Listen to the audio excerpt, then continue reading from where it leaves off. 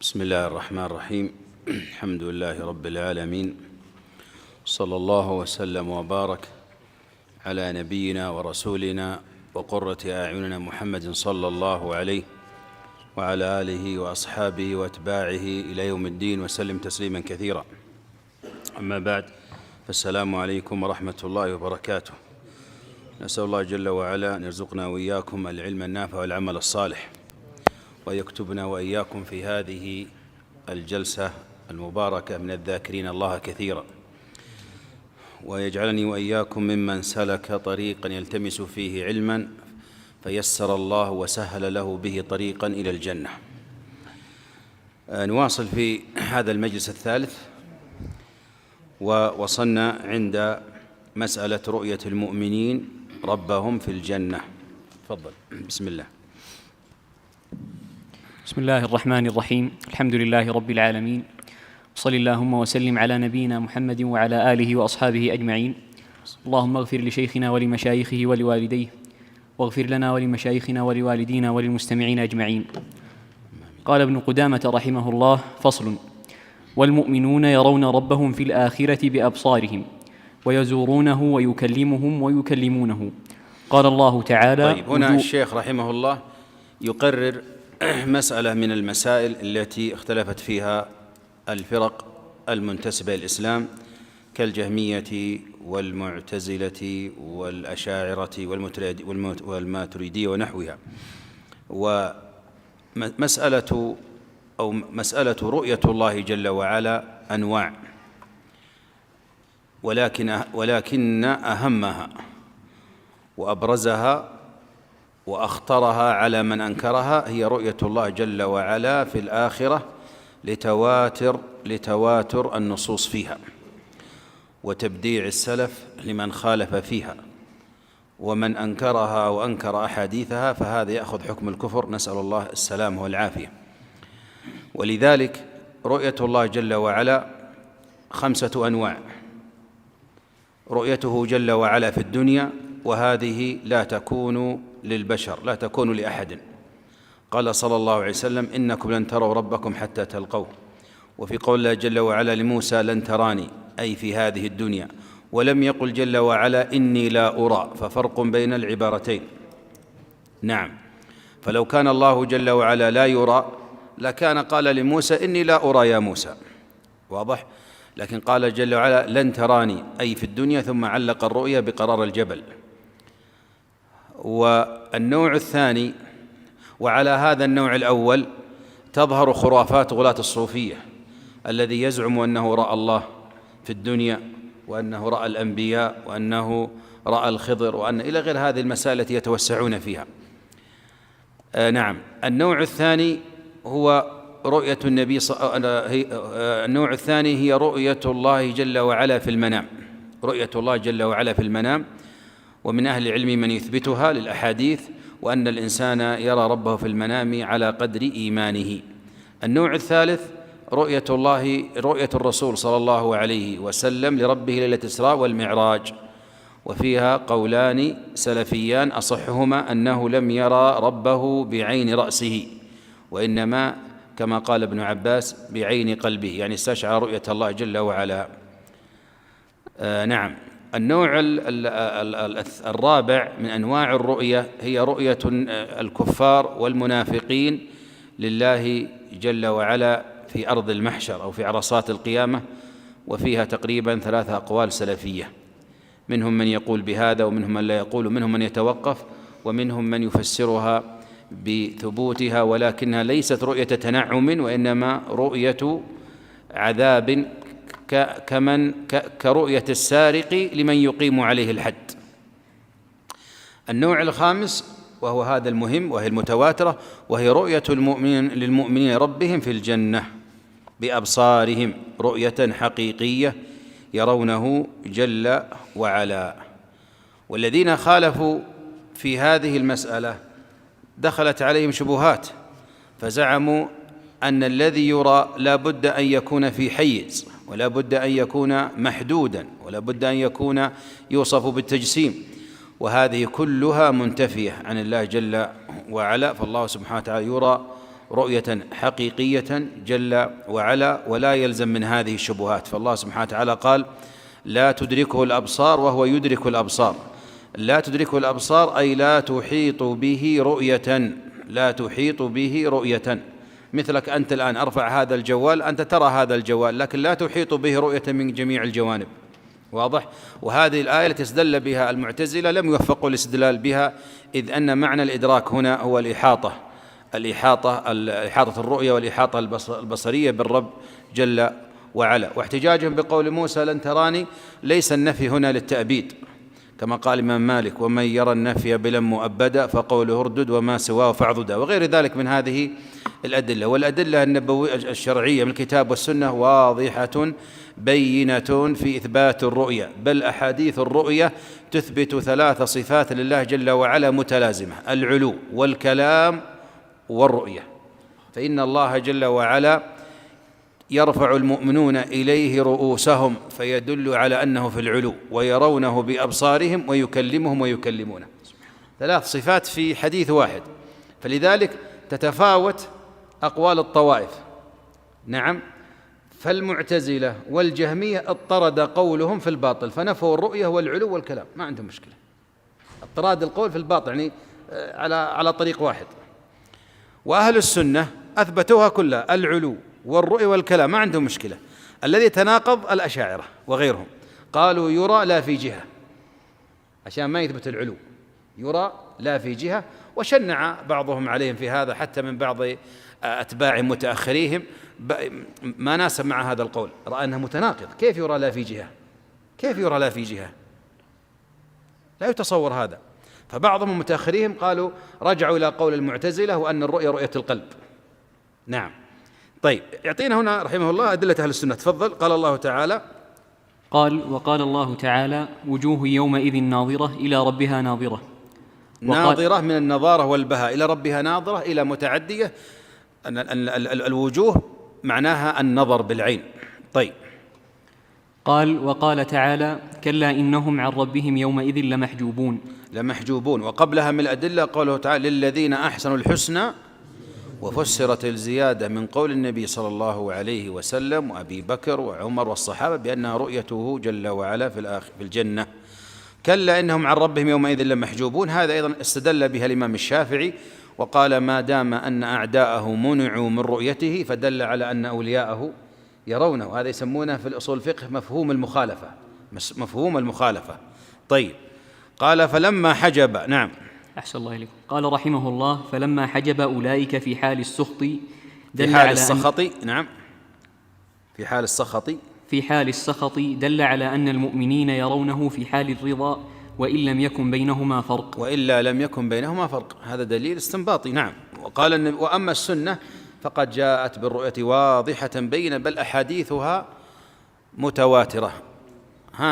من يذكرنا البيتين؟ قال: مما تواتر حديث من كذب، ومن بنى لله بيتا واحتسب، ورؤية شفاعة والحوض ومسح خفين، وهذه بعض.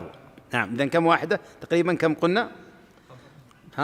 مما تواتر حديث من كذب، ومن بنى لله بيتا واحتسب، ورؤية شفاعة والحوض ومسح خفين، وهذه بعض. إذن 6 مسائل نظمها الشاعر فإنها تواترت بها النصوص. طيب. وقال النبي صلى الله عليه وسلم: قال رحمه الله: وقال النبي صلى الله عليه وسلم: إنكم سترون ربكم كما ترون هذا القمر لا تضامون في رؤيته. طيب. هذا الحديث حديث الرؤية متواترة: إنكم ترون أو إنكم سترون ربكم كما ترون هذا القمر قال العلم سيأتينا تعقيب، قال هو تشبيه للرؤية بالرؤية لا بالمرء بالمرء، يعني في الوضوح والبيان، وأنكم لا تضامون من الضم والتزاحم، ولا تضامون من الضيم. الله يزيد المؤمنين يعني نور قوة أبصار على أبصارهم. وفي الرواية لا تضارون 4 روايات في رؤيته، كلها تدل على وضوح الرؤية وسهولتها ونيل أهل الجنة لها. نسأل الله وإياكم من فضله. ولذلك لماذا كانت رؤية الله في الآخرة لأهل الجنة؟ لأنها أعلى النعيم. ولذلك لما يرى أهل الجنة الله جل وعلا ينسون ما هم فيه من النعيم، ينسون ما هم فيه ماذا؟ ولذلك يقول ألم تبيض وجوهنا ألم يعني يذكرون النعم، فإذا رأوه جل وعلا نسوا ما هم فيه من النعيم. وإذا قال ابن القيم رحمه الله والله لولا رؤية الرحمن في الجنات ما طابت لذي العرفان. ولذلك أعظم نعيم أهل الجنة هو رؤية إيش؟ ربهم. أنت يا أخي إذا أحسن إليك شخص وهو بعيد عنك ويحسن إليك ويحسن إليك ويحسن إليك ألا تتمنى رؤيته؟ طيب إذا رأيته ألا تسر برؤيته وتفرح وتريد أن تكافئه بما شئت؟ فكيف بربك جل وعلا الذي يحسن إليك منذ خلقك جل وعلا إلى أن تموت، وكم أعطاك من النعم وكم صرف عنك من النقم. نعم. قال المؤلف وهذا تشبيه، قال رحمه الله وهذا تشبيه للرؤية بالرؤية لا للمرئي بالمرئي، فإن الله تعالى لا شبيه له ولا نظير. لا شبيه له ولا نظير. طيب فصل. قال رحمه الله فصل.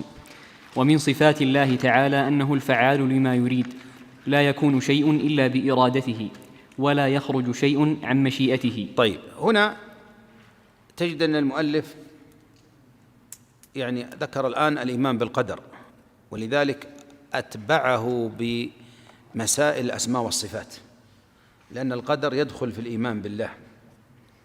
ولذلك تجد بعض النصوص تذكر أن أركان الإيمان 5، حديث جبريل المفصل 6، قال أن تؤمن بالله وملائكته وكتبه ورسله واليوم الآخر تؤمن بالقدر خيره وشره 6، لكن تذكر 5. آمن الرسول ما أنزل إليه من ربه والمؤمنون كلنا آمن بالله وملائكته وكتبه ورسله لا نفرق بين أحد من رسله وقالوا سمعنا وأطعنا غفرانك ربنا وإليك المصير. هذه 5. كلنا آمن بالله وملائكته وكتبه ورسله لا نفرق بين أحد من رسله وقالوا سمعنا وأطعنا غفرانك ربنا وإليك 5. آية النساء ومن يكفر بالله وملائكته وكتبه ورسله واليوم الآخر فقد ضل.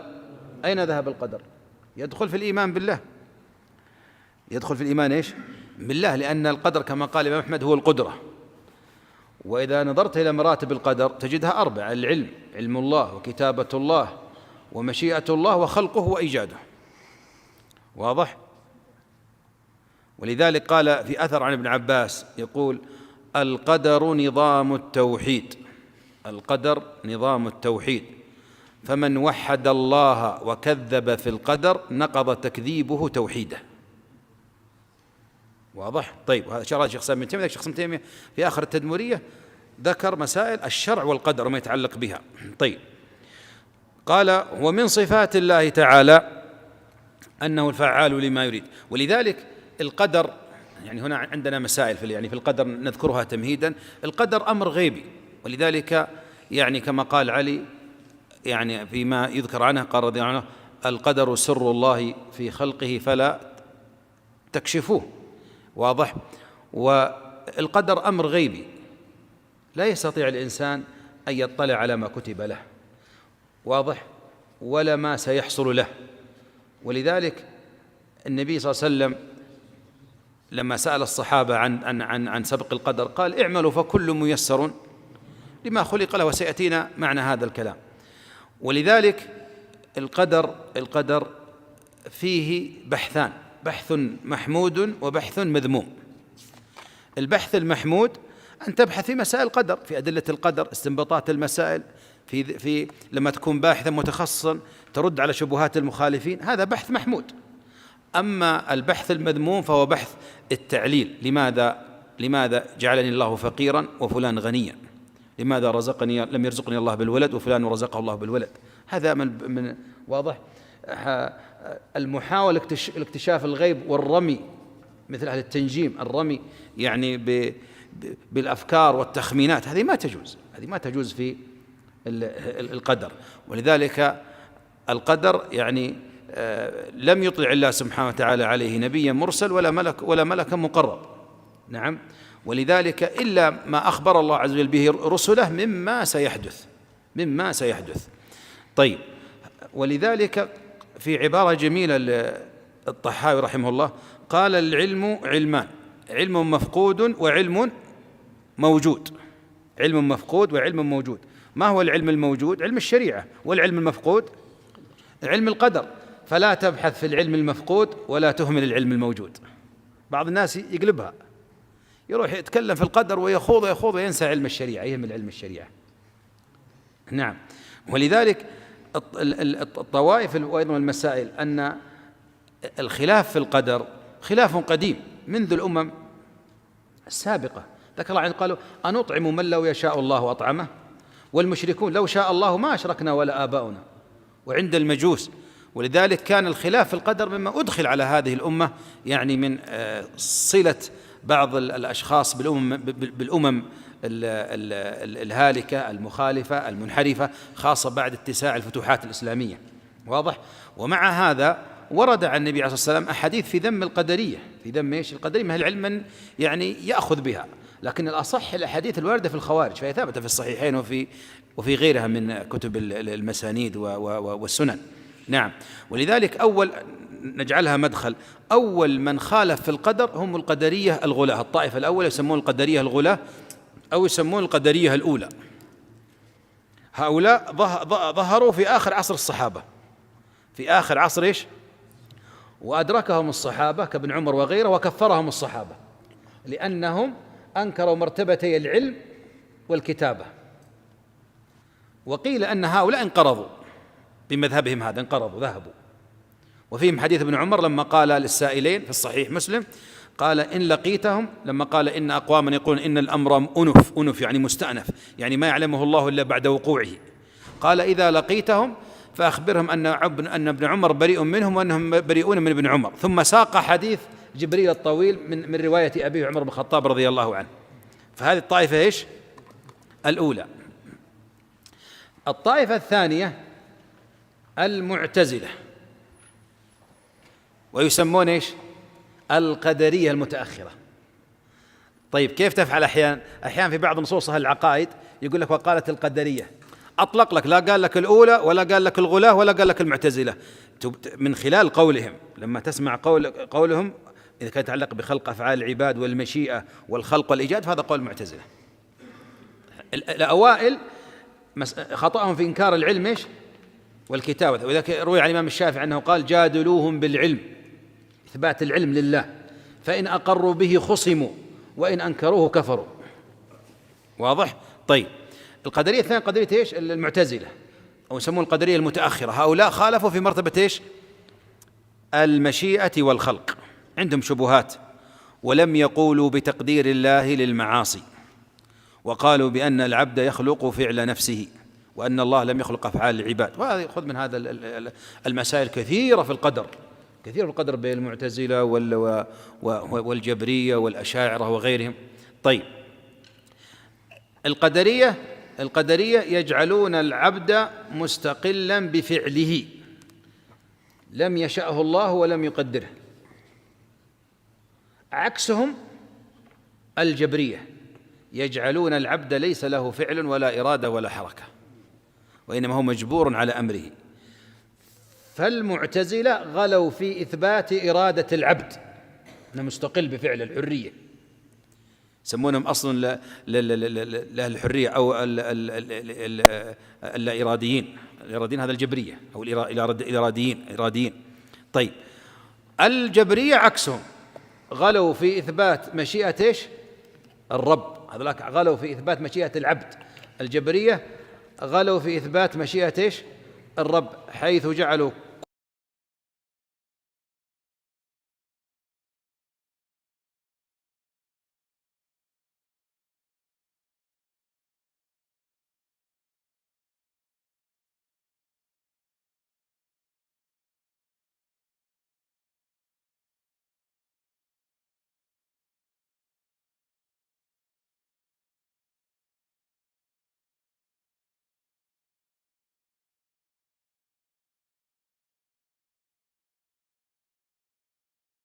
به مشيئة الله وعلمه السابق جل وعلا. هذه يعني بعض المقدمات. طبعا الجبر مذهب ليس طائفة معينة. يعني الجهمية عندها الجهمية جبرية غلاة، ولذلك كان من البدع الأربعة التي أتى بها الجهم بن صفوان 4 بدع. أتى بتعطيل الصفات، وأن الإيمان هو المعرفة بالقلب، واضح، والجبر وأن الجنة والنار لم تخلقا وتفنيان. هذه أكبر 4 مصائب جاء بها الجهم بن صفوان. طيب، فهذه بينما تأتي عند أيضا الأشاعرة عندهم نوع من الجبر المبطن. الجبر إيش؟ المبطن. ذاك الجبرية مجبرية خالصة، جبرية مغلظة اللي هم الجهمية الذين ينفون. الأشاعرة هم جبرية متوسطة. كيف؟ مثل الكسب عند الأشعري، دخلنا في مسائل لكن سنأتي إليها. مثلا الكسب عند الأشعري، ما هو الكسب عند الأشعري؟ يقول لك أن عند مباشرة السبب مع المسبب يحدث الله التأثير، فمعنى أن السبب ليس له قدرة. واضح؟ فلذلك يسمونهم ايش؟ جبرية متوسطة. معنى ايش؟ أن القدرة لا تأثير لها، القدرة المخلوق غير مؤثرة، وهذه مشكلة رجعت إلى الجبر. فلما تأتي بالسكين وتقطع التفاحة يقول لك ليست السكين التي قطعت التفاحة، لما جاءت السكين عند التفاحة أحدث الله القطع. وهذا كله يحاول أن يجمع بين قول ايش؟ أهل السنة والطائفة الأخرى. ونحن قلنا يا مشايخ الأول ليست الوسطية أن تخلط، ليست الوسطية أن تجمع، الوسطية حق بين باطلين. اتبع الكتاب والسنة وقال السلف تهدى إلى الوسطية. طيب، واصل. قال ومن صفات الله تعالى أنه الفعال لما يريد، أنه الفعال لما يريد. ومن أثر ذلك ومما يترتب عليه لا يكون شيء إلا بإرادته. لا يكون شيء يعني في الكون يحدث إلا بإرادته، ولا يخرج شيء عن مشيئته. هذا من تمام الملك ولا ليس من تمام الملك؟ من تمام الملك. طيب، الذين أخرجوا أفعال العباد كالمعتزلة، يعني هذه إشكالية. ولذلك قيل التقى معتزلي وسني عند أحد الأئمة السابقين، فلما دخل السني قال المعتزلي سبحان المنزه عن تقدير المعاصي. شوف كيف يعني. فقال السني سبحان من لا يحدث في كونه شيء إلا بأمره. شوف كيف الرد، كل واحد عارف الثاني. واضح؟ هذا يرمي هنا وهذا يرد عليه. طيب، الشاهد في هذا أن من مسائل القدر هم يتكلم أهل العلم صفة الإرادة، وهذا يمكن من أسباب أن ابن قدامة وغيره من أهل العلم يتبعون القدر يتبعون الأسماء والصفات بالقدر، لأن محور مسائل القدر على الإرادة، والإرادة من صفات الله جل وعلا. ولذلك من صفات الله الإرادة وليس من أسمائه المريد، وقد ذكرنا هذا في مجال السابقة. طيب، فالإرادة عند تتبع النصوص ظهرت إرادتان شرعية، قدرية وشرعية. في النصوص الشرعية هناك إرادة قدرية كونية لله سبحانه يوصف بها، وهناك إرادة شرعية دينية. الإرادة القدرية الكونية بمعنى المشيئة، والإرادة القدرية الدينية الشرعية بمعنى المحبة والرضا، وبينهما فروق. طيب، ما معنى هذه ومعنى هذه، وما أدلة هذه وما أدلة، ما الفرق بين هذه وبين هذه؟ أما الإرادة الكونية فمعناها ما يريد الله حدوثه كونا، كالزلازل والبراكين والمقادير وما شابه ذلك. إرادة إيش هذه نسميها؟ كونية قدرية. واضح؟ طيب، والأخرى إرادة شرعية دينية، وهو ما يريد الله منك شرعا، مثل إيش؟ بر الوالدين، يريد الله منك أن تبر، هذه إرادة شرعية. واضح؟ طيب، ما أدلة هذه وما أدلة هذه؟ أدلة الإرادة القدرية الكونية تجي مطلقة، فعال لما يريد، إن الله يفعل ما يشاء، تجي مطلقة خاصة لفظ إرادة، فعال لما يريد. واضح؟ طيب، بينما الشرعية تأتي إرادة في أمر شرعي، يريد الله بكم اليسر ولا يريد بكم إيش؟ العسر وغيرها. طيب، ما الفرق بينها؟ من يعطينا فروق عشان ما ننسى؟ ما الفرق بين القدرية والشرعية؟ ها يا شيخ، أحد عنده شيء؟ أنت قلت كذا. ها يا شيخ.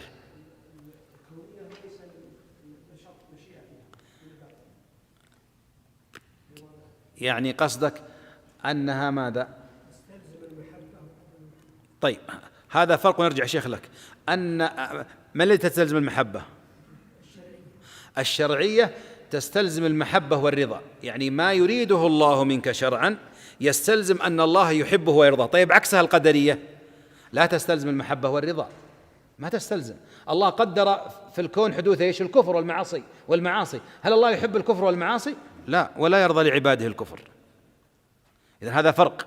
طيب الشيخ يريد أن يشير إلى مسألة، وهي أن الإرادة الكونية القدرية واقعة لا محالة، محققة، لا راد لأمره ولا قضائه سبحانه وتعالى. إذا أراد الله بركانا، زلزالا، أراد أن يحدث شيئا في الكون، تخرج الشمس من مغربها من مشرقها، ما أحد يقول في هذه شيء، ما أحد يستطيع. أما الإرادة الشرعية فقد قد تقع وقد لا تقع. إذن الإرادة الكونية تقع، الشرعية قد تقع وقد لا تقع. فإذا آمنت وقعت إرادة الله في الدعوة إلى الإيمان، أن الله يريد منك أن تؤمن، وإذا لم تؤمن لم تقع إرادة الله وسبق عليك كتاب الله جل وعلا. بررت والديك وافقت إرادة الله الشرعية، عقيت والديك خالفت إرادة الله الشرعية. واضح؟ طيب غيرها الشرعية، الشرعية فيها الثواب وفيها العقاب، والقدرية ليس فيها الثواب والعقاب إلا بعد ذلك، مثل المقادير، يتضجر الشخص وفعل يعني ما يلام عليه بعد حدوث القدر. واضح؟ طيب غيرها في فرق آخر، هات. كلها في الأزل، حتى الشرعية في الأزل، لكن قصدك أنها سابقة والتشريع يأتي مع النبي.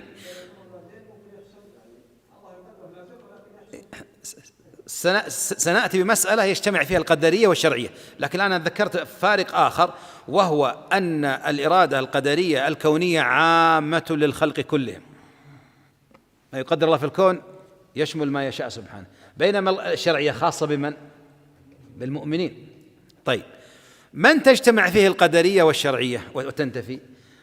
كإيمان أبي بكر، إيمان أبي بكر أو إيمان المؤمن عام، لكن كإيمان أبي بكر اجتمعت فيه الإرادة الشرعية والقدرية، أن الله سبق في علمه أن أبا بكر يؤمن، وجاء الإسلام وآمن أبو بكر باختياره وإرادته. واضح؟ طيب وكفر أبو جهل تحققت فيه الإرادة الكونية دون إيش؟ دون الشرعية. واضح مشايخ؟ طيب ومراتب القدر 4: العلم، أن الله سبحانه وتعالى علم كل شيء، سبق علمه بكل شيء سبحانه وتعالى، علم ما كان وما هو كائن وما سيكون وما لم يكن لو كان كيف يكون. طيب وما لم يكن لو كان كيف يكون، من يدللنا عليها؟ وما لم يكن لو كان كيف يكون، قولهم ماذا؟ ولو ترى إذ وقفوا على النار فقالوا يا ليتنا نرد ولا نكذب بآيات ربنا. قال الله عز وجل ولو ردوا لعادوا لما نهوا، لكن لن يردوا أصلا. طيب قال في المنافقين ولو خرجوا فيكم ما زادوكم ولم يخرجوا. واضح؟ وغيرها من الآيات. إذن طيب أيضا كذلك الكتابة، أن كل شيء علم الله وقوعه أثبته في اللوح المحفوظ، والآيات كثيرة. واضح؟ إن الله بكل شيء عليم، صفة العلم قدر، ما أصاب من مصيبة في الأرض ولا في أنفسكم إلا في كتاب من قبل أن نبرأها، والمشيئة وما تشاءون إلا أن يشاء الله رب العالمين، والخلق الله خالق كل شيء، والمشيئة مرتبة المشيئة أن ما شاء الله كان وما لم يشأ لم يكن. طيب والخلق أن الله جل وعلا خالق كل شيء، ويدخل في ذلك خلق المخلوق وعمله. واضح؟ ولذلك قال أهل العلم، سنأتي في تفصيل المسائل، الله جل وعلا خالق العباد الله خالق العباد وأفعالهم وهم لها فاعلون، يعني هم لها بإرادتهم وقدرتهم فاعلون مباشرون. طيب قال لا يكون شيء إلا بإرادته، هذا رد على من؟ على من نفى المشيئة، مثل إيش؟ مثل المعتزلة، ولا يخرج شيء عن مشيئته. طيب وليس في العالم واصل.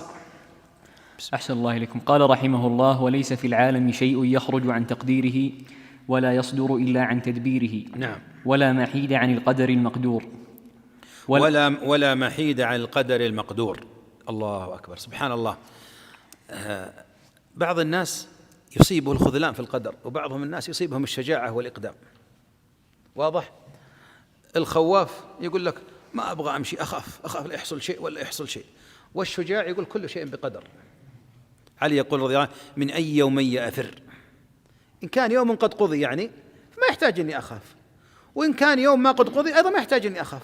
يعني القدر واقع إن كان قد قدر عليك شيء، لا خروجك ولا دخولك. واضح؟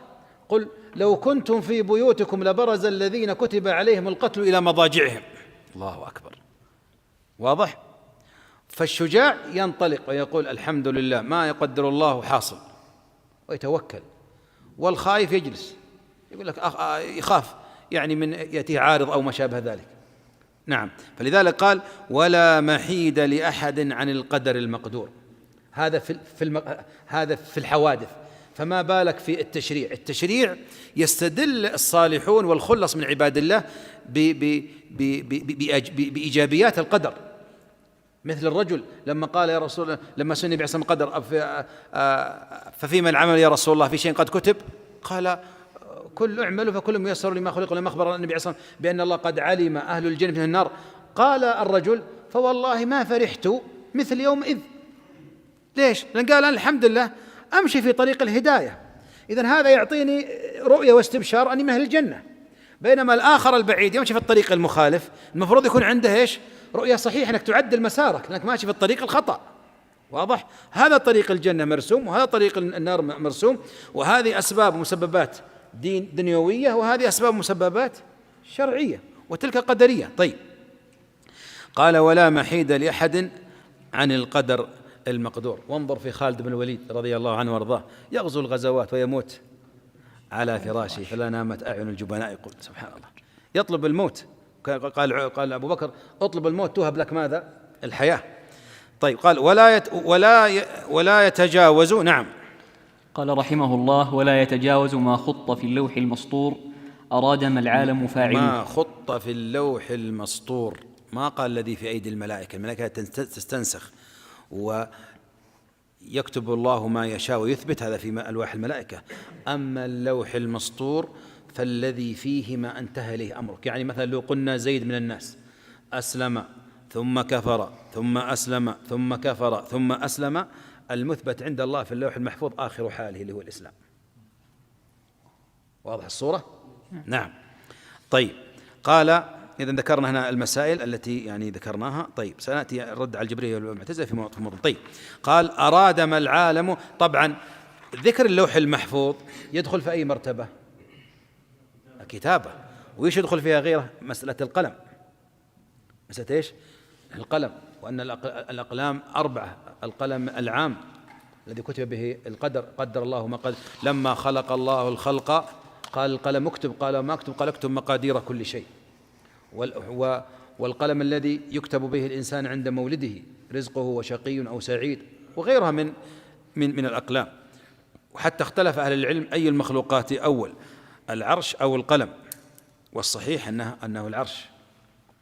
قال ابن القيم رحمه الله واختلف نعم، قال ايش؟ واختلف العبارة البيت واختلف في القلم الذي كتب القضاء به من الديان، هل كان قبل العرش أو هو بعده؟ قولان لأبي العلي الهمداني. نعم. والناس، نعم، يقول والناس مختلفون في القلم الذي كتب، والناس مختلفون في القلم الذي كتب القضاء به من الديان، هل كان قبل العرش أو هو بعده؟ قولان لأبي على الهمداني. فالصحيح أن العرش هو أول المخلوقات. واضح؟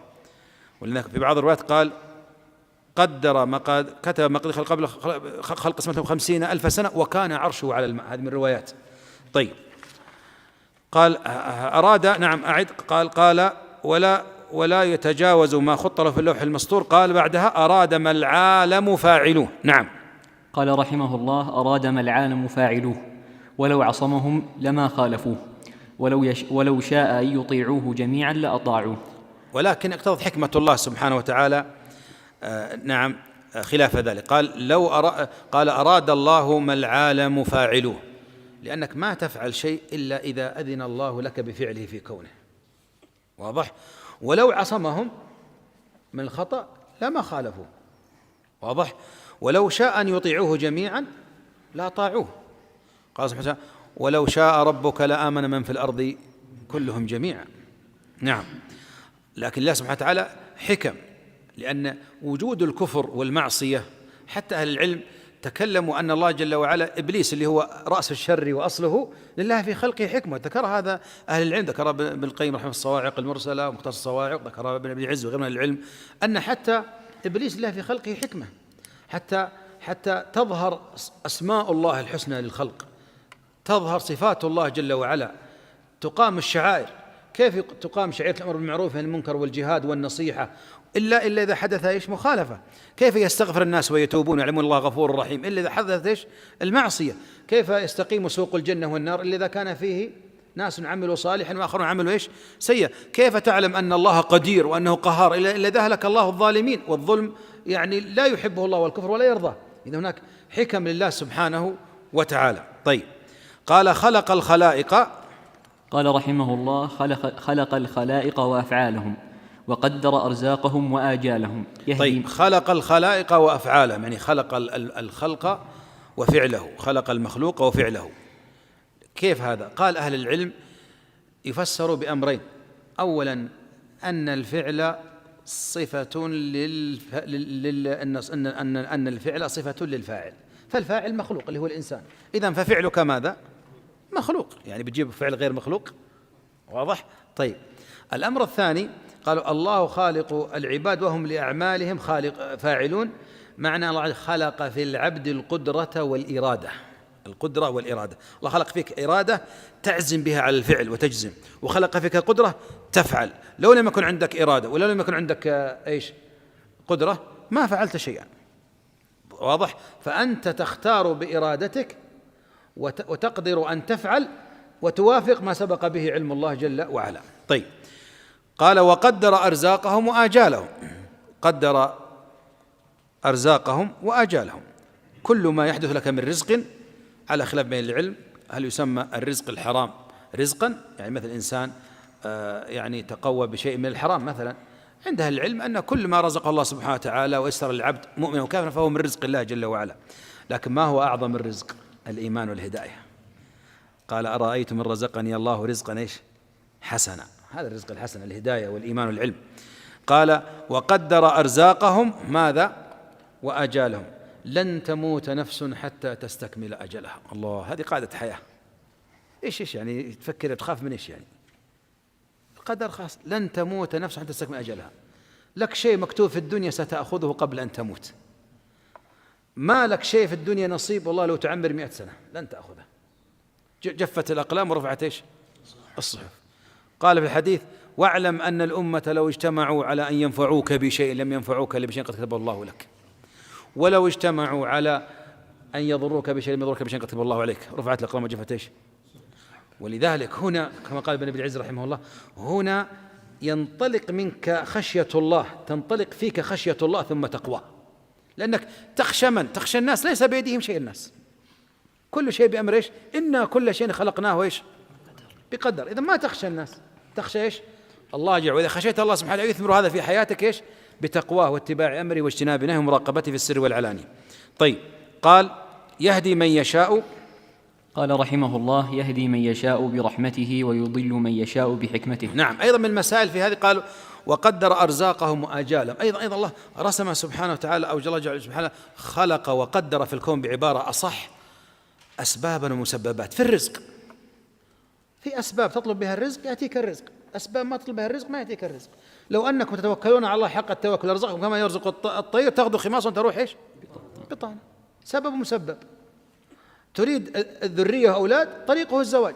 أحد يبغى أولاد دون زواج ما تجي، هذا يحيلون على الصحة النفسية. طيب، كذلك في الآجال، لك عمر. بعض العلم يفرق بين العمر والأجل. الأجل الأوسع، الأجل هو ما يوافق اللوح المحفوظ، بينما العمر قد يزاد فيه. واضح؟ فمثلا مما يزاد في العمر ماذا؟ صلة الرحم. صلت رحمك مد الله في عمرك، لكن المكتوب عند الله الأجل النهائي اللي في اللوح المحفوظ هو ما مددت إليه. واضح؟ طيب، فأيضا هناك أيضا أسباب ومسببات دنيوية في الرزق وشرعية كذلك التقوى الله جل وعلا، وأسباب مسببات كونية قدرية. طيب، قال يهدي من يشاء برحمته ويضل من يشاء بحكمته. نعم، لا يسأل. نعم، الآية قال رحمه الله: قال الله تعالى: لا يسأل عما يفعل وهم يسألون. طيب، قال يهدي من يشاء برحمته ويضل من يشاء بحكمته. طيب، عندنا في بعض الآيات القرآنية تجد الهداية والإضلال مطلقة، يهدي من يشاء ويضل من يشاء. واضح؟ يقول واحد كيف يعني يضل من يشاء يهدي من يشاء؟ أولا، هذه الآيات القرآنية تساق في سياق بيان عظمة الخالق جل وعلا وتقديره ومشيئته وأنه فعال لما يريد. هذه آيات مطلقة، لكنها تحمل على الآيات المقيدة التي ذكرت إيش مثلا؟ فلما زاغوا إيش؟ أزاغ الله قلوبهم. هو بدأ الإشكالية من هنا، من الإنسان. إذن هنا تترتب الضلالة على فعل فعلته. كلا بران على قلوبهم ما كانوا يكسبون، ذلك بأنهم آمنوا ثم كفروا فطبع إيش؟ هنا جزاءك من جنس عملك. والأمر الآخر ذكر ابن القيم عدم صلاحيتك وأهليتك ليش؟ للهداية. قال ولو خرجوا فيكم ما زادوكم إلا خبالا. هذول ما يأتي منهم خير، الله أعلم بما في نفوسهم من الفساد، فساد النية والإرادة، وإن كانوا مقتدرين. قال ولو أسمعهم لتولوا وهم إيش؟ معرضون. شيء عجيب. واضح؟ فلذلك الآيات المطلقة تحمل على، قال يهدي من يشاء، هنا قال برحمته. إذن لن تهتدي فقط بجهدك، يكون لك معونة من الله وهداية سبحانه وتعالى. إنك لا تهدي من أحببت ولكن الله إيش؟ يهدي من يشاء. كم حرص النبي على أبي طالب، حرص على أبي طالب، حرص، خلاص الهداية بيد الله سبحانه تسلم. يهدي من يشاء برحمته، فإذا كنت مهتديا فاعلم أن الله قد أحاطك برحمته. ويضل من يشاء بحكمته، لله حكمة. لماذا أضل زيدا وعمرو؟ لله حكمة. ربما عمل أعمالا فاسدة طبع الله بها على قلبه، ربما عنده السريرة فاسدة، عنده إفساد في الناس، عنده تألي على الله، عنده قلب مريض، قلب أسود. الله عليم سبحانه، الله سبحانه عليم. قال لا يسأل عما يفعل وهم، لماذا لا يسأل عما يفعل؟ لكمال علمه وحكمته ورحمته. الله أكبر. بينما المخلوق يسأل ليش؟ لعدم كمال علمه وحكمته. تجد بعض الناس الآن مثلا يعمر عمارة، حط لك هنا نافذة، جاء بعد شهرين قال والله مكانها غلط، المفروض أنها هناك. جاء بعدين قال المفروض أحط هنا باب، أسكر الباب هذا وأفتح كل يوم. إيش؟ لأن إيش؟ ما عنده كمال علم، ما عنده كمال تدبير، ما عنده كمال حكمة. واضح؟ بينما الله سبحانه وتعالى لما كان كامل العلم كامل الحكمة كامل الإرادة لا يسأل عما يفعل وهم يسألون. طيب، وخلق كل. طيب، قال الله تعالى نعم إن. أحسن الله إليكم. قال رحمه الله: قال الله تعالى: إن كل شيء خلقناه بقدر. طيب، وخلق. وقال تعالى: وخلق كل شيء فقدره تقديرا. ويدخل في هذا خلق أفعال العباد، أن الله خلق العباد وهم لأعمالهم فاعلون وهم لأفعالهم فاعلون. الله خلق العباد وأفعالهم وهم لها فاعلون، أي مباشرون لهم بما خلق الله فيهم من الإرادة والقدرة. طيب، وخلق كل شيء. طيب، وقال تعالى. قال رحمه الله: وقال تعالى: ما أصاب من مصيبة في الأرض ولا في أنفسكم إلا في كتاب من قبل أن نبرأها. من قبل أن نبرأها، هذا أيضا رد على من قال بعدم تقدير المعاصي. طيب، في كتاب من قبل أن نبرأها، سبق بها علم الله جل وعلا. طيب، وقال تعالى.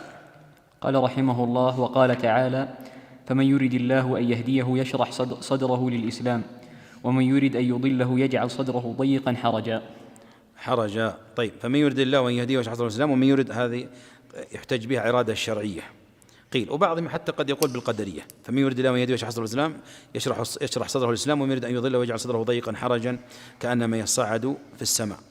طيب، عندنا أيضا قال ما أصاب مصيبة في الأرض ولا في أنفسكم إلا في كتاب من قبل أن نبرأها. أيوة، ما الذي شوف الشبهات، شوف الشخص لما يقع في شبهة توقعه في مسألة خاطئة، ما الذي يعني ما سبب الخلل بين أهل السنة والمخالفين، أو ما سبب، بعبارة أصح، ما سبب الخلل عند المخالفين الجبرية والمعتزلة؟ أصل المشكلة أنهم سووا بين الإرادتين الشرعية وإيش؟ ذكر هذا أهل العلم، سووا بين الإرادتين ولم يفصلوا ويميزوا بينهما كأهل السنة. قال هناك إرادة قدرية شرعية، أو إرادة قدرية كونية، وهنا إرادة شرعية إيش؟ دينية. واضح؟ هم سووا بينهما. كيف ذلك؟ فالمعتزلة قالوا، هذا شبه عند المعتزلة، لو قلنا إن الله عز وجل قدر المعاصي وشاءها وخلقها ثم عذب العباد عليها لكان ظالما، والله منزه عن الظلم، إذن نقول إن الله لم يقدر المعاصي، إن الله لم يقدر المعاصي. فلذلك انبنى قال لم يخلق المعاصي ولم يقدرها ولا يحبها ولا يرضاها، سووا بإرادتين. جاء الجبرية عكسهم، قالوا لا، الله جل وعلا قدر المعاصي، واضح، وأجبر الخلق عليها فهو يحبها ويرضاها. نسأل الله السلامة والعافية، سيأتينا الرد عليهم في بعد ذلك. وهذا من لأنهم سووا بين الإرادتين. طيب، ولذلك فصل أهل العلم وأتوا بالسؤال الذي تدور عليه خلافات الطوائف: هل يشاء الله في كونه ما لا يحب ولا يرضى؟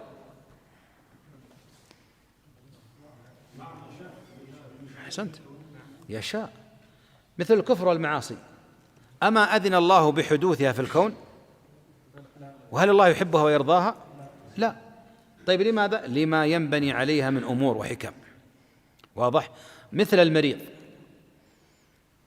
يذهب المريض إلى الطبيب، واضح، ويبتغي الشفاء والعافية، إذن عنده إرادة، عنده غاية، واضح، فيصف له الطبيب علاجا أو دواء علقما ليس لذيذا، واضح، سيأخذه ولا هل سوف يشاء أن يأخذه ويريد أخذه؟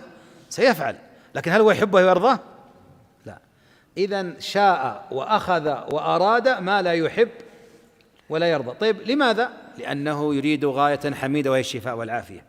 فالله سبحانه وتعالى هو المثل الأعلى جل وعلا، فالله قدر حدوث الكفر والشرك والمعاصي في كونه، شاءها كونا وقدرا، وهو لا يحبها شرعا، قال ولا يرضى لعباده الكفر، واضح، ونهى عن الكفر والشرك والمعاصي، واضح، لكن لما ينبني عليها من حكم وغايات كما ذكرنا في أول المحاضرة. طيب، وقبل قليل. طيب، واصل. أحسن الله إليكم. قال رحمه الله: وروى ابن عمر أن جبريل عليه السلام قال للنبي صلى الله عليه وسلم: ما الإيمان؟ قال: أن تؤمن بالله وملائكته وكتبه ورسله واليوم الآخر، وتؤمن بالقدر خيره وشره. فقال جبريل: صدقت. رواه مسلم. إذن هذا أيضا حديث مناسبة سوقه أو مناسبة سياقه وساقه المؤلف، أن ذكر فيه قالوا بالقدر خيره وشره، أن تؤمن تصدق بالقدر خيره وشره. أما الخير فواضح، قال الخير بين يديك والشر ليس إليك، والشر هنا ليس في تقدير الرب وإنما في المقدر. ولذلك عندنا هذه من القواعد اللي أشار إليها أن القدر أو أن المسألة تنقسم إلى قسمين: فعل الرب اللي هو التقدير، واضح، والمقدر. فعل الرب اللي هو التقدير والمقدر، يعني القدر يتكون من أمرين، ما قدره الله سبحانه وتعالى يتكون من أمرين: فعل الرب وهو التقدير، والمقدر اللي هو المفعول.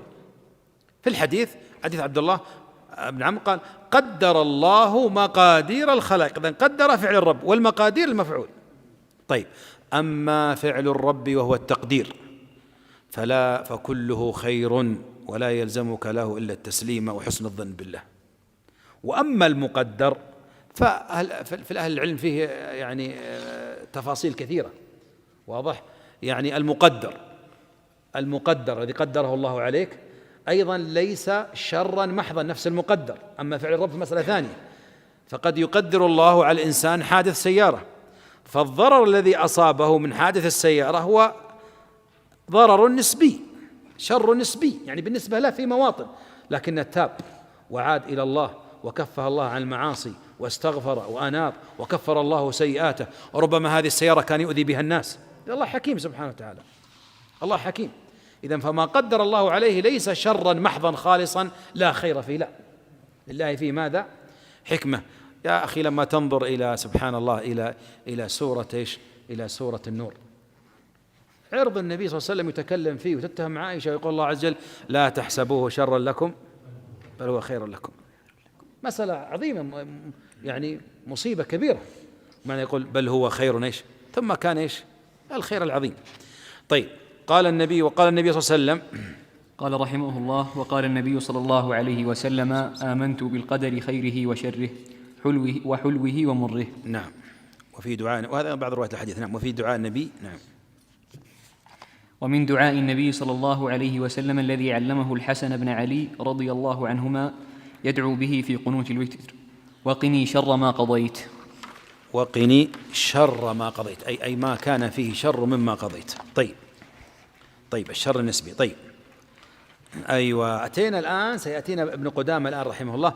شوفوا ما سمى الطوائف، شوفوا ما قال المعتزلة ولا قال الأشاعرة، سيأتي في الأخير يذكرها فقط في أمثلة المبتدعة. هنا ما قال الجبرية. هو يعني مناهج المصنفين تختلف، بعضهم يذكر الطائفة ويذكر قولها والرد عليها، وبعضهم يذكر القول كخلاف في المسألة ولا يرد، وبعضهم يركز على إيش؟ على المسألة ويردها من داخلها، ما هو لازم يذكر إيش؟ الطائفة. طيب نأتي إلى الجبرية، بس نبين لكم فساد ملوك. كنا طولنا، لكن أنا اشترطت عليكم من أمس، بيني بينكم شرط، خيرتكم تبغون يوم ولا يومين، قلتوا نبغى يومين.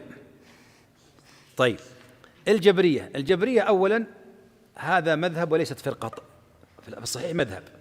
الجبر مذهب تشربته الطوائف. الجهمية عندها جبر، غلاة الصوفية عندهم جبر، الأشاعرة عندهم جبر، مذهب واضح. طيب ولفظ الجبر ليس له دليل لا في الكتاب ولا في السنة، لا نفي ولا إثبات، ما في شيء اسمه إن الله جبرك، ما في، إنما إن الله جبلك. قال الحمد لله الذي جبلني على خلقين يحبهم الله ورسوله الحلم والأنا، حديث أشج عبد القيس. فقط اسم الله الجبار، والجبار القوي معناه، والجبار معناه العزيز، والجبار معناه العالي. تقول العرب نخلة جبارة يعني عالية، واضح. والجبار يجبر قلوب المنكسرين إليه سبحانه، واضح. فهذا مقدمة. طيب ملخص قول الجبر أنهم نفوا إرادة العبد وقدرته، وأن العبد، أعطيكم هذا يعني حتى تتصور المعتقد وآثارها الفاسدة، وأن العبد ليس له من الأمر شيء، وإنما هو كالورقة في مهب الريح. حتى قال شاعرهم: ألقاه في اليم مكتوفا وقال له إياك أن تبتل بالماء.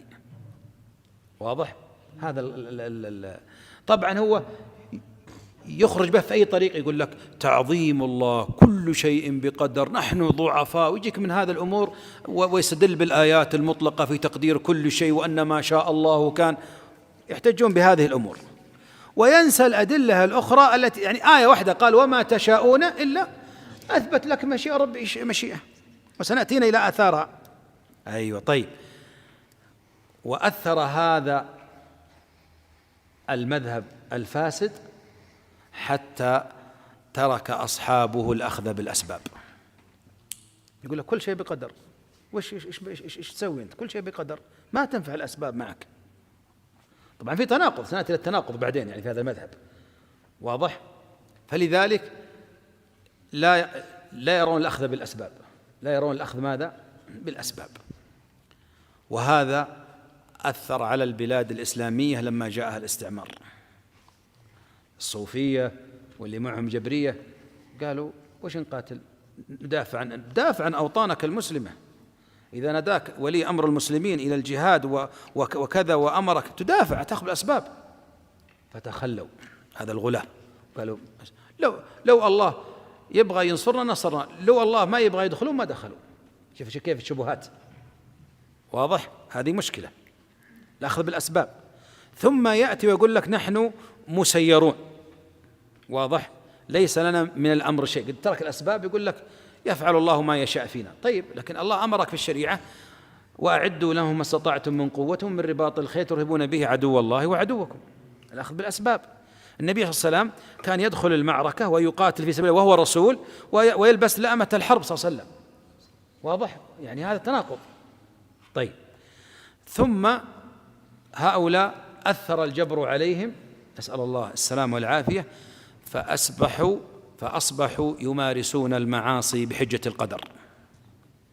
إيه شوف كيف هذه هناك شبهات، الحين اختلطت الشبهة مع الشهوة فيقع في الزنا. فإذا وقع في فاحشة الزنا إيش يقول؟ يقول إن خالفت أمره الشرعي وتحريم الزنا فقد وافقت أمره القدري. ولا يتحاشى أحدهم، لا تظن هذا أنه عيب عندهم يتحاشى منها، لا هذه عقيدة عنده ما يتحاشى منها. شوف بعض أئمة الصوفية لما يتساءل عن الزنا ولا واحد وقع في الزنا لا يهوله الأمر كثيرا، لا يهول الأمر كثيرا، لا يهول الأمر كثيرا. نسأل الله السلامة والعافية. هذه ايش؟ من آثار ايش؟ من آثار عقيدة ايش؟ الجبر. طيب التناقض، ثم نأتي إلى الكلام حق ابن قدامة رحمه الله. التناقض تجده إذا جاء في الشريعة وفي الأمور العملية الشرعية يهمل الأسباب، وفي الدنيا لا يهمل الأسباب. هو ما يقعد في بيته ويأتيه الرزق إلى بيته، ولا يترك الزواج ويجيه أولاد. طيب أنت مجبور، خلك اقعد في بيتك. يتناقض. لذلك ذكرت للشباب طرفة ذكرها الشيخ سالم بن تيمية رحمه الله، أن أحد الجبرية أراد أحد أهل السنة أن يحرج في معتقده، أو الشيخ سالم بن تيمية يقولها كلمة يعني أو قصة افتراضية تقريبا، فيقول إذا قابلت القدري الجبري فالطمه على خده، يعني كبيان تناقض واضح. فإذا اعترض عليك، طبعا اللطم ما يجوز من باب يعني ضرب المثال، قال فإن اعترض عليك فقل والله مقدر أنا مجبور أني أضربك وأنت مجبور أنك تضرب على مذهبك، استقم على مذهبك ولا لا؟ قال فإن استقام على مذهبه فواصل معه جزاك الله خير. هذا الأثر حق الجبر، أنت مجبور على أن تضرب وأنا مجبور أني أضربك، ليس لك قدرة ولا مشيئة وليس لي قدرة ولا مشيئة. فإن اعترض نقضت مذهبك. لا قال لا والله ما تضربني ولا تلطمني، ليش؟ هنا نقضت مذهبك. إذا أنت هنا تعترف أن لي إرادة أستطيع ألا أضربك وأنت لك إرادة تدافع. انتقاض إيش؟ المذهب. من خبث المذهب الجبري شوف تعطيل الرسالات السماوية، تعطيل الكتب الإلهية والرسالات السماوية. ما دام أن المخلوق مجبور على فعله فما الفائدة في إنزال الكتب وإرسال الرسل؟ كلام واضح. كيف يأمرك الرسول وأنت مجبور، وينهاك وأنت مجبور؟ طيب مثلها واضح مسألة تنبني عليها لا داعي للذم والمدح. أنت أطعت الله وأنت مجبور، إذا ما في داعي أني أمدحك وأثني عليك. وهذا عصى الله وهو مجبور، إذا ما في داعي أني أذمه وأتكلم عليه. وبناء عليه يكسد ويفسد سوق الجنة والنار. أنت ما تستحق الجنة، كنت مجبور أنت على الطاعة، وأنت ما تستحق النار، كنت مجبور أصلا على المعصية. شوف شيء يعني شيء فاسد. لذلك يقول أهل العلم يظهر فساد القول من لوازمه وما يترتب إيش عليه. ومع هذا مخالفة النصوص الشرعية، وهذه قاعدة. فإن أهل العلم الأدلة الشرعية ثبتت الإرادة. قال منكم يريد الدنيا ومنكم يريد إيش الآخرة. قال والله بما كنتم تعملون، واضح. لكل نفس قال لها ما كسبت وعليها إيش ما اكتسبت. ولذلك قال العلم الأدلة العقلية، من الأدلة العقلية أن العبد يميز بين أفعاله الاختيارية والاضطرارية. الاختيارية لأن تختار أنا أحمل هذه أو أنزلها، والاضطرارية كارتعاش المريض، هذه ما يقدر يتحمل. كان تكون فوق السطح تجي ريح تشيلك وتنزلك، هذا ما لك فيها شيء.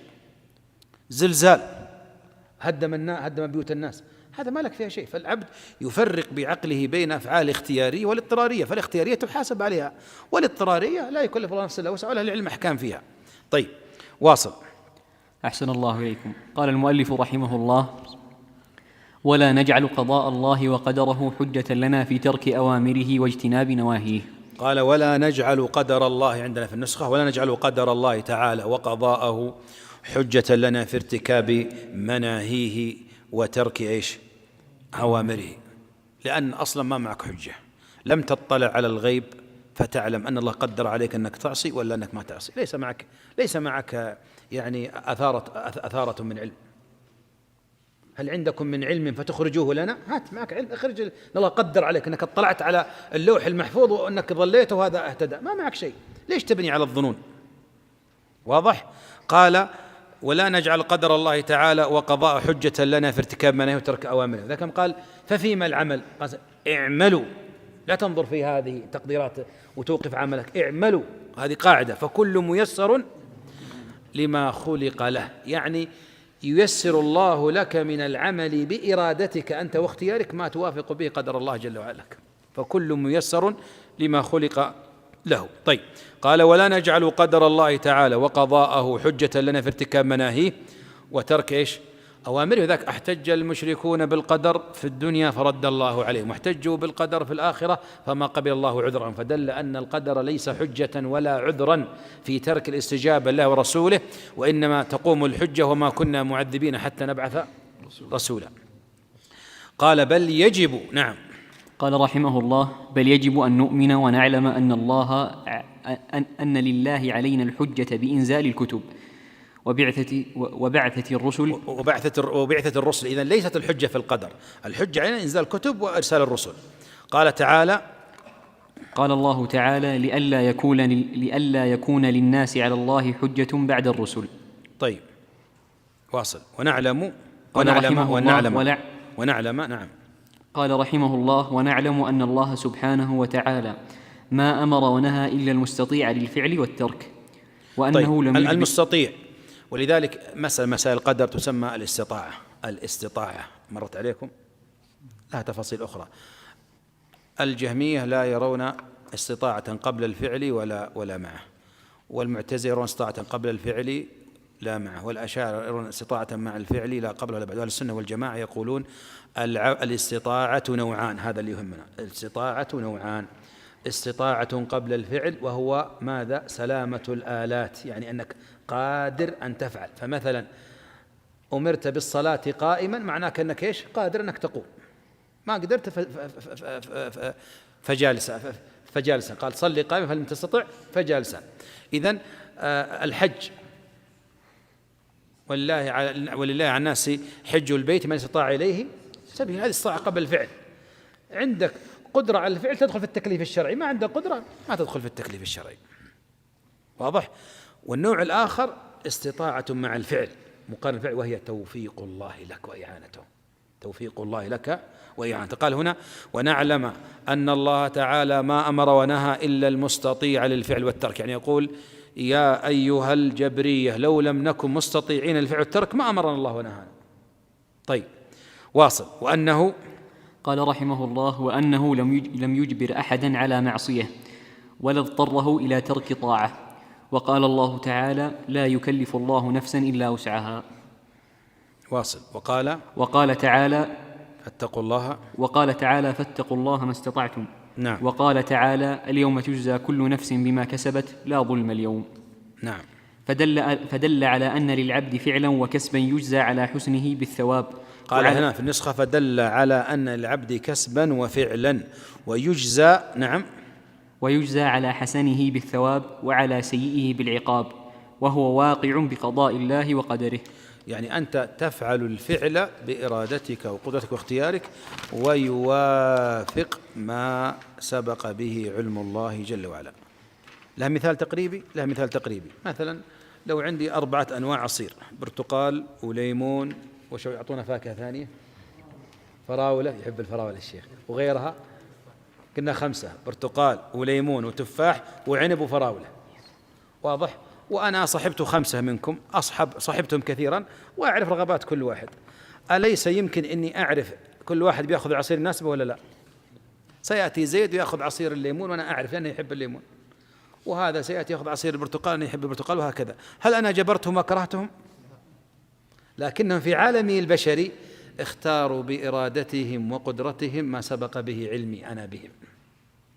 واضح الصورة؟ جبرتهم ولا غصبتهم أنا؟ لا. فكذلك الخلق يوم القيامة، واضح، في الهداية والضلال يختار بإرادته وما شابه ذلك. إذا خلى الله عز وجل بينه وبين اختياره هلك، وإذا أعانه الله ووفقه لعلم يعلم الله سبحانه وتعالى في هذا الإنسان هداه الله سبحانه وتعالى ووفقه. طيب، على خلاف قال أن العبد كسبا وفعلا، تكلمنا عن الكسب عند الأشعري. طيب، شوف الكسب عند الأشعري ماذا قلنا؟ أن القدرة غير مؤثرة، ويصرح به صاحب الجوهرة جوهر التوحيد في المذهب الأشعري. تحفظها يا شيخ؟ ها تحفظها؟ إيه قال وعندنا، يقول الآن الأشعري في جوهرة التوحيد يقول وعندنا للعبد كسب كلف ولم يكن مؤثرا فلتعرفا، يعني كسبك غير مؤثر. يقول إيش؟ وعندنا للعبد كسب كلف ولم يكن مؤثرا فلتعرفا، يعني كسبك ومباشرة كسبك غير مؤثرة بقدرتك أنت، ولكنما يحدث الله التأثير عند التقاء السبب مع المسبب. هو جبر متوسط يعني، ولذلك يرجع قولي من الجبرية، لكنها جبرية ليست تنفي يعني مثل ما نفى الجبرية الغلاة. طيب، ولذلك تجد يعني تختلط المذهب الأشعري آخره مع التصوف الغالي، كلها تختلط وكلها يفتح بعضها بابا على بعض في قضية القدر وقضية الجبر وقضية الإرجاء. نعم. طيب، قال بعدها واصل، قال رحمه الله: فصل: والإيمان قول باللسان وعمل بالأركان وعقد بالجنان، يزيد بالطاعة وينقص بالعصيان. نعم، هذه المسألة تسمى مسائل الإيمان، يدخل تحتها تعريف الإيمان، وهل تدخل فيه الأعمال، والزيادة والنقصان، هل يزيد الإيمان وينقص، والاستثناء. وفي كل مسألة مخالفون، وبعض المسائل تنبني المخالفة عليه على الأصل. فمن عرف الإيمان وأدخل فيه الأعمال قال بالزيادة والنقصان، ومن لم يدخل الأعمال في مسمى الإيمان لم يقل بالزيادة والنقصان. والطوائف المخالفة في مسائل الإيمان تنقسم إلى قسمين أساسيين: مرجئة ووعيدية. مرجئة ووعيدية، واضح؟ وأهل السنة، القول الثالث قول أهل السنة. فأهل السنة عندهم أن الإيمان اعتقاد بالجنان بالقلب، وقول باللسان، وعمل إيش؟ والنصوص تشهد لهذا ظاهرا يعني مضمونا ولفظا، النصوص تدل على هذا، واضح؟ الوعيدية اللي من الخوارج والمعتزلة نفس تعريف أهل السنة: قول وعمل واعتقاد. ولكن الفرق بينه وبين أهل السنة أن أهل السنة جعلوا الإيمان شعبا، يزول الإيمان بزوال الشعب الكبرى ولا يزول بل ينقص بزوال بعضها. قال الإيمان 70 شعبة أعلاها وأدناها إلى آخر الحديث. طيب، بينما الخوارج والمعتزلة لا، يرون أن الإيمان كل لا يتجزأ، فإذا ذهب بعضه ذهب كله. وإذا إذا ارتكبت كبيرة عند الخارجي كفرك، إن ما عاد يبقى معك من الإيمان شيء، الله يخلف عليك. واضح؟ مشكلة هذه كبيرة في التكفير. ذاك حكم مرتكب الكبيرة، الخروج على أئمة الجور والظلم، مسائل كثيرة ترتبت على هذا. إنكار أحاديث الشفاعة، خلاص إذا فسد المعتقد تجابهه النصوص الشرعية فيصطدم معها، يا يرد يا يحرف يا يأول. طيب، هذول من الوعيدية. طيب، المرجئة عكسهم، الإيمان عندهم كل لا يتجزأ مثل القاعدة، لكن إذا حدث إذا توفر بعضه جاء كله. ولذلك يطلق بعضهم يقول لك لا يضر، يقول لك مثلا لا يضر مع الإسلام سيئة، هذا إرجاء، واضح؟ لا يضر مع الإسلام سيئة يطلق، أو لا يضر مع حسنة سيئة.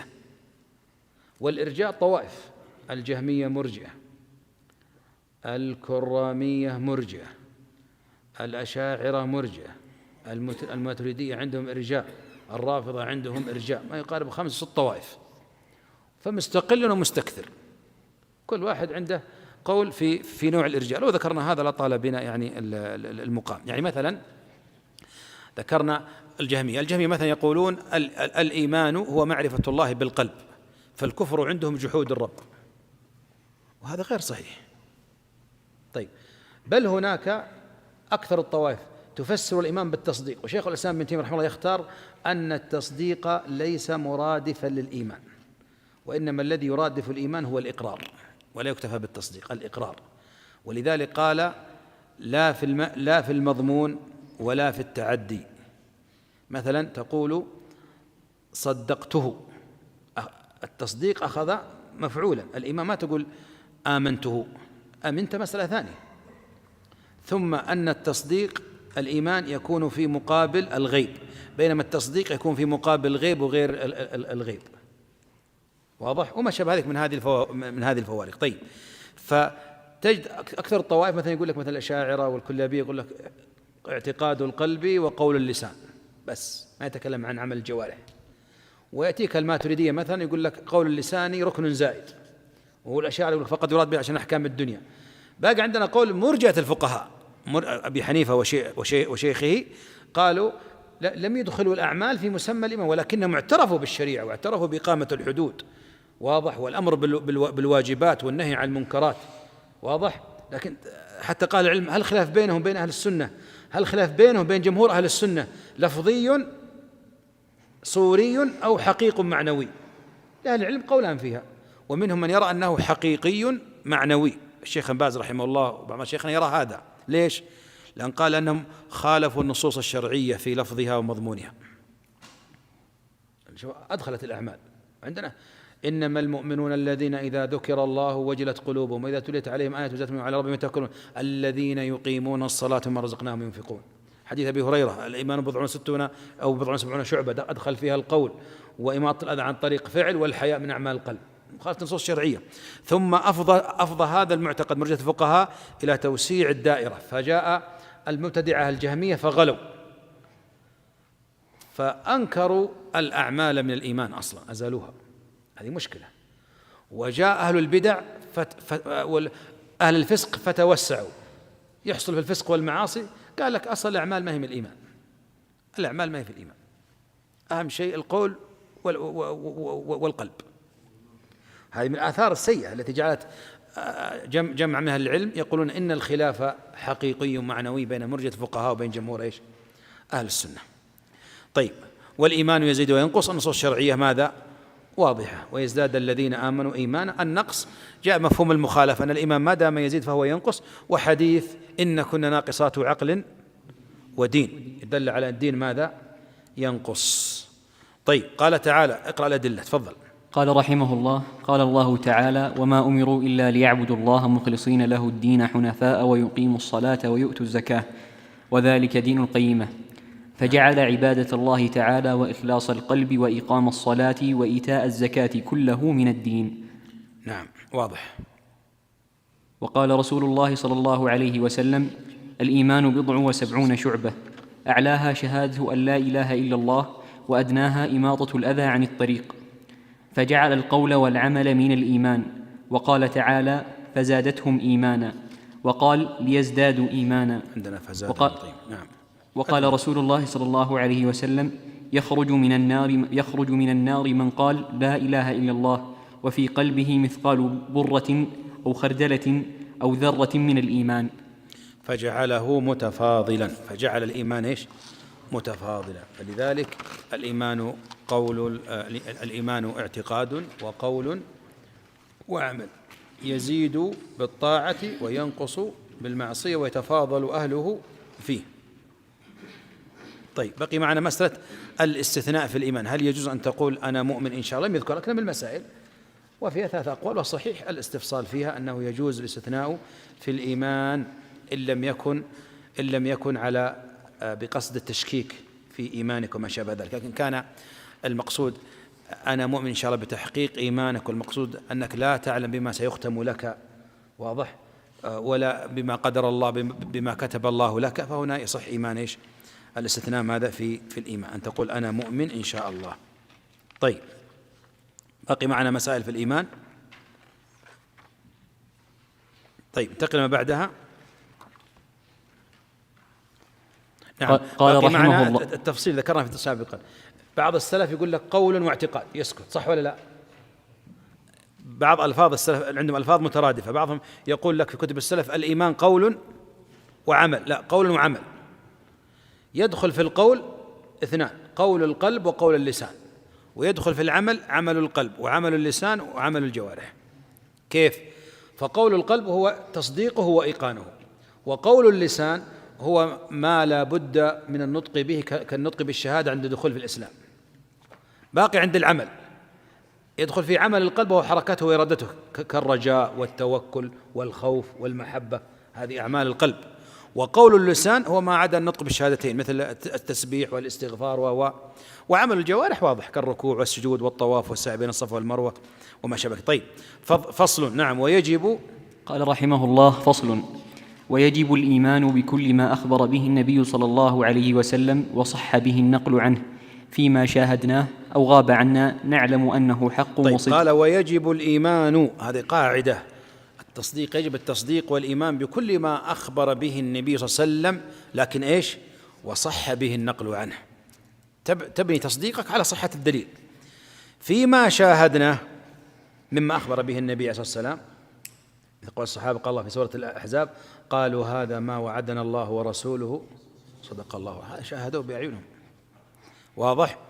قال أو غاب عنا في الأمم السابقة، أو فيما يتعلق بذات الله واسماء وصفاته، أو في الأمور المستقبلية كأشراط الساعة، لكن صح الخبر نصدق ونؤمن، نعلم أنه نعم.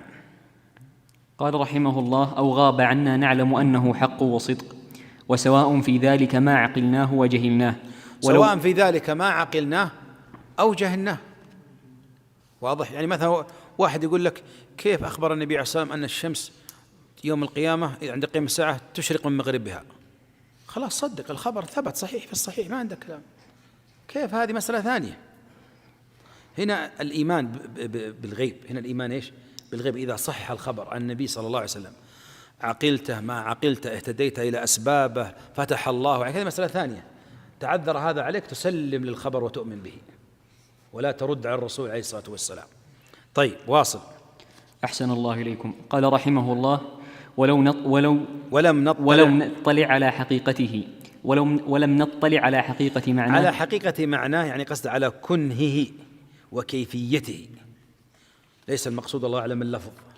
يعني مثلا حقيقة الشيء هي كنهه وكيفيته، مثل صفات الله ما هي حقيقتها؟ كنهها وكيفيتها ما نعرفها، الله لم يخبرنا عنها. طيب مثل، قال رحمه الله مثل حديث الإسراء والمعراج وكان يقظة لا مناما، فإن قريشا أنكرته وأكبرته ولم تكن تنكر المنامات. طيب قال يعني مما أخبرنا به حديث الإسراء والمعراج للنبي صلى الله عليه وسلم، وأنه أسري به من مكة إلى بيت المقدس ثم المسجد الأقصى، ثم عرج به إلى مستوى سمع فيه صريف الأقلام، واضح؟ قال سبحان الذي أسرى بعبده ليلا من المسجد الحرام إلى المسجد الأقصى الذي باركنا حوله لنريه من آياتنا، آخر الآيات. طيب وهذه حادثة عظيمة لأن فيها أمور غيب. النبي صلى الله عليه وسلم أخبر الصحابة ما شاهدوا الرسول لما أسري به ولما عرج به، ما شاهدوا، لكن أخبرهم فصدقوه رضي الله عنهم، واضح؟ وكان هناك من الدلائل المصاحبة التي أخبر بها النبي صلى الله عليه وسلم كمشاهدته لعير قريش، كانت كلها وكوصفه للمسجد الأقصى، كانت دلائل براهين واضحة صدق بها ازداد بها المسلمون تصديقا، واضح؟ فمسألة الإسراء والمعراج يعني أصول المسائل فيها أن الإسراء والمعراج كان مرة واحدة، وكان من مكة الإسراء إلى المسجد الأقصى، ومن المسجد الأقصى صلى بالأنبياء ثم عرج به إلى ما شاء الله. المسألة الثانية أنه كان يقظة لا مناما، لو كان مناما ما جادلت كفار قريش فيه، كل واحد يرى علوم في النوم وخيالات، صح؟ لكن لا، لما كان يقظة حصلت المعارضة والاستنكار، واضح؟ ولو كان مناما لما كان معجزا، ما كان معجزا، واضح؟ لكن لما كان يقظة نعم، ولذلك كان يقظة لا مناما. المسألة الرابعة أنه كان بروحه وجسده، لو كان بالروح ما كان معجزا، لكن الروح دليل، انتقل وأركب على البراق، دابة تركب، وصلى بالأنبياء صلى الله عليه وسلم، والله أطلق قال سبحان الذي أسرى بعبده، والعبد إذا أطلق في النص الشرعي فمعناه أنه يطلق على الروح والجسد وما شابه ذلك من هذه المسائل. قال فإن قريشا أنكرته وأكبرته، لأنه حقيقة يعني يقظة، ولم تكن تنكر إيش؟ المنامات، لو كان مناما ما عارضت النبي صلى الله عليه وسلم. طيب ومن ذلك، قال رحمه الله ومن ذلك أن ملك الموت لما جاء موسى عليه السلام ليقبض روحه لطمه ففقأ عينه، فرجع إلى ربه فرد عليه عينه. هذا أيضا من أمور الغيبية وصح بها الإسناد في الحديث عن النبي صلى الله عليه وسلم، أن ملك الموت جاء إلى موسى يعني كأنه في صورة بشر، فلما قبض روحه أراد يقبض روحه فلطمه موسى ففقأ عينه. عاد أهل العلم تكلموا كلام كثير، هل هي عين حقيقية أو خيل إليه أنها عينه، أو أن الله أذن بفقئها ثم الله سيعيدها إليه. مسائل كثيرة أهل العلم في شرح هذا الحديث، يعني ارجعوا له مثلا في صحيح مسلم وغيره وما شابه ذلك. لكن نصدق بهذا لأن الحديث ثبت به، هذا من أمور الغيبية. طيب، ومن ذلك قال رحمه الله: ومن ذلك أشراط الساعة مثل خروج الدجال. أشراط الساعة أي علاماتها وأماراتها، نعم، وهي أنواع. قال جل: فقد جاء أشراطها، ولذلك هي نوعان: أشراط صغرى وأشراط كبرى. أشراط الصغرى منها ما حدث وانتهى، ومنها ما حدث ولا يزال يحدث، ومنها ما لم يحدث بعد. حدث وانقضى مثل ايش؟ مثل موت النبي عليه الصلاة والسلام أشراط الساعة، الفتنة بين الصحابة أشراط الساعة، حدث وانقضت. وما حدث ولا يزال يحدث مثل الطاول في البنيان، واضح. وما لم يحدث مثل أن ينحسر الفرات عن جبل من ذهب، هذا لم يحدث بعد، واضح. جاء بعض المعاصرين وحاولوا يفسرونه بالبترول وحاولوا يفسرونه، لا، قال جبل من ذهب، واضح كلام أهل العلم في هذا. طيب، بعدين عندك النوع الآخر أشراط الساعة ايش؟ الكبرى، وهي 10. وإذا حدث أولها تتابعت كانخراط الخرز من العقد، واحدة وراء واحدة على طول مباشرة. أشراط الساعة الكبرى جاء بعضها مرتبة وبعضها غير مرتبة، يعني مثلا مرتبة كخروج المهدي، ثم خروج يأجوج ومأجوج، ثم نزول عيسى بن مريم، وبعدها بعضها جاء غير مرتبا.